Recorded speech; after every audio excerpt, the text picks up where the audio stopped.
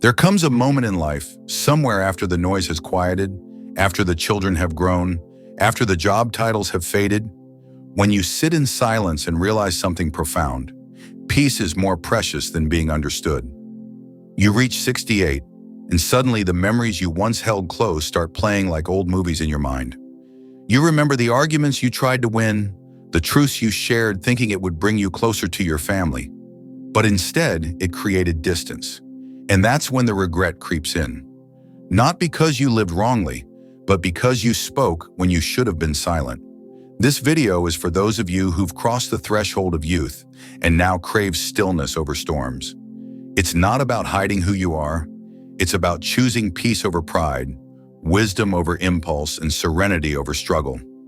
If you've ever laid in bed wondering why conversations with loved ones leave you feeling empty or unheard, then this message is for you. Today, I'll be sharing 6 deeply personal secrets that I've learned the hard way you should never share with your family after 68. Some of these may surprise you, some may hurt, but all of them are rooted in hard-earned truth and emotional survival. Because in the autumn of our lives, we don't need more debates. We need peace. We need boundaries that protect our hearts. And sometimes that means keeping a few things to ourselves. Stay with me until the end. It might just change how you relate to those you love and how they relate to you. Number 1, your deepest regrets.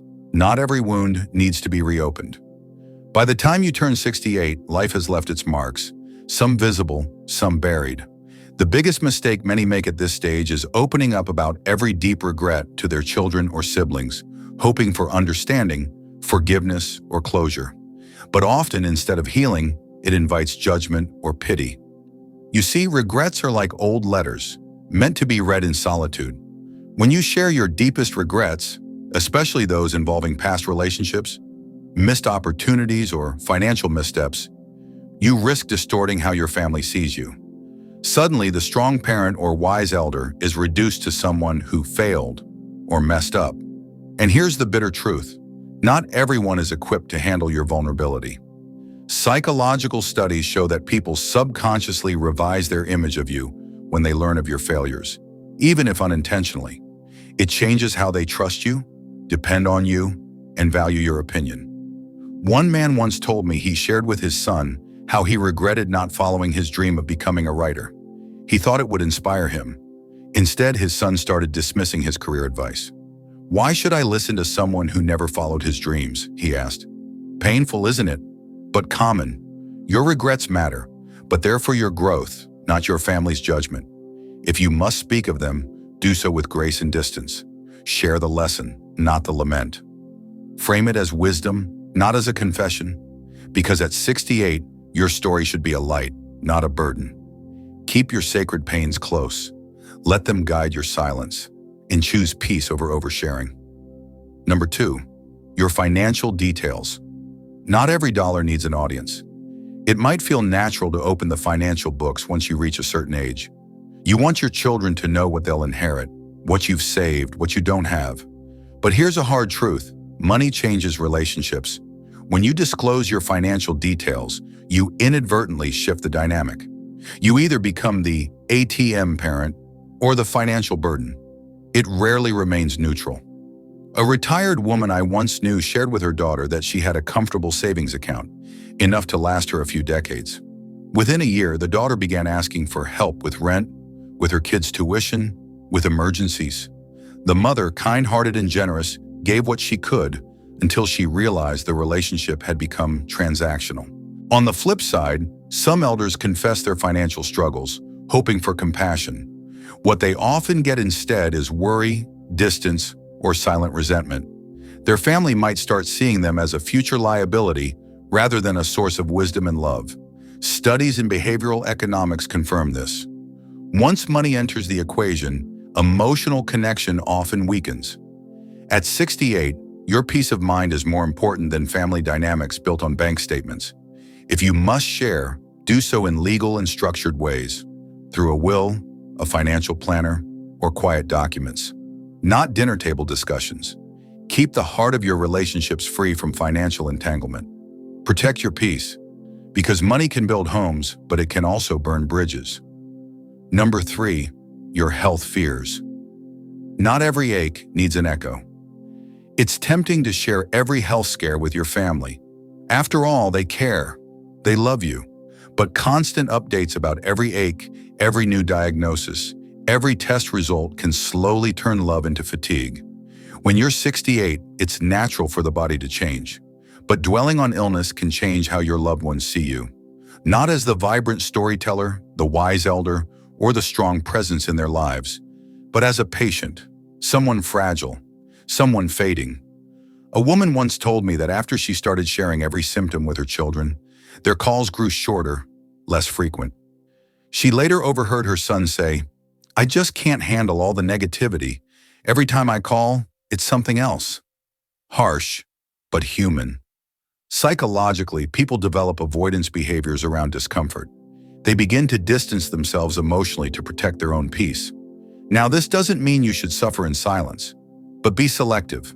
Share what needs to be shared with doctors, therapists, or support groups, not with your grandchildren who just want to hear your stories or your daughter who's already overwhelmed with her own life. Maintain your dignity. Let your presence be remembered with smiles, not sighs. You deserve empathy, but not at the cost of connection. Let your spirit shine brighter than your ailments, because at this age, your energy is more healing than your complaints. Number 4, your past family conflicts. Let old ghosts stay buried. At 68, the past starts knocking louder.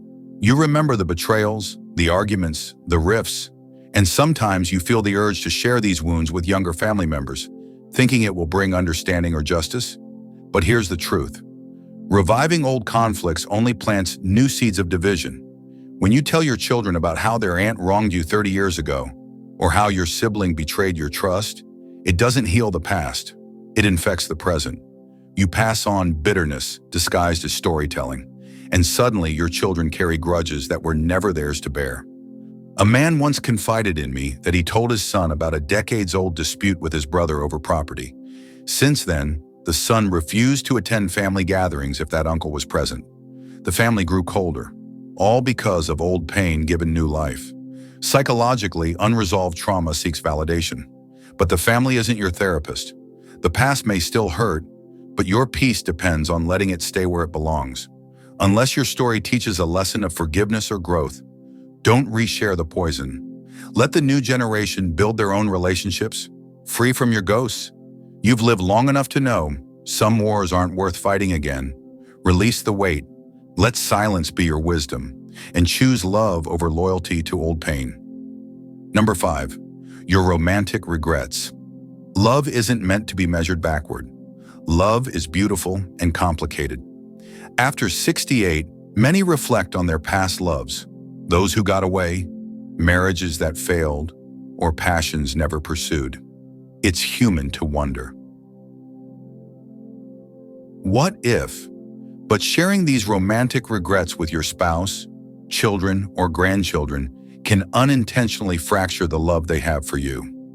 One grandmother told her granddaughter that she never truly loved her husband, the girl's grandfather. She said it with honesty, hoping to be seen. But instead, she shattered a legacy. The granddaughter later said, "Everything I believed about our family changed in that moment." Romantic truths are delicate, and past regrets often don't serve the present. Instead, they cast shadows. Psychologically, we seek coherence in family narratives. When that coherence is disrupted by confessions of romantic disappointment, it can breed confusion, disillusionment, or even resentment. Your story matters.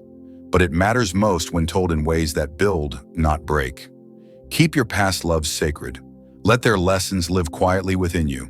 Share wisdom, not wounds. Speak of love with grace, not regret. Let those around you believe in your capacity to love deeply, because that belief gives them hope, not heartache. Number 6, your political and spiritual transformations. Not every awakening needs a witness. As we age, our beliefs evolve. You may have shifted politically, spiritually, or philosophically. And while these changes can feel profound, sharing them too eagerly can create tension, especially within families who see you as a symbol of stability. A grandfather once revealed to his religious family that he no longer believed in the faith he raised them in. He spoke with passion, But what followed was heartbreak. His children felt betrayed. His grandchildren stopped seeking his guidance, all because he shared a change they weren't ready to hear. People resist change, especially in those they look up to. Psychologically, it threatens their identity and family cohesion. Your inner growth is valuable, but not every transformation requires an audience. Sometimes the most powerful beliefs are lived quietly, not loudly. If your awakening gives you peace, let it stay in your actions, your presence, your energy. Let others feel your evolution, not be forced to accept it. Your truth is sacred, but peace comes from knowing when to speak and when to be still. Conclusion. At 68, the loudest wisdom often comes in whispers. We live in a culture that prizes sharing, but there's a quiet dignity in knowing what to hold back. Not because you're hiding, but because you're protecting the sanctity of your peace. You don't owe anyone your full story.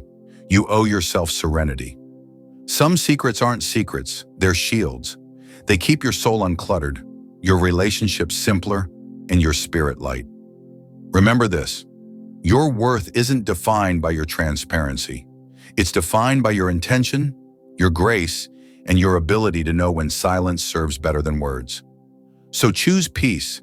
Keep certain parts of your journey sacred. Let your life speak through your kindness, your strength, and your stillness. Not through confessions that stir pain or confusion. If this message resonated with you, I invite you to reflect. Comment below, which of these 6 truths hit home the most? What have you learned to keep sacred? And if you found this helpful, please like, subscribe, and share it with someone who might need to hear it today. Because sometimes the best gift we give others is the wisdom we choose not to share.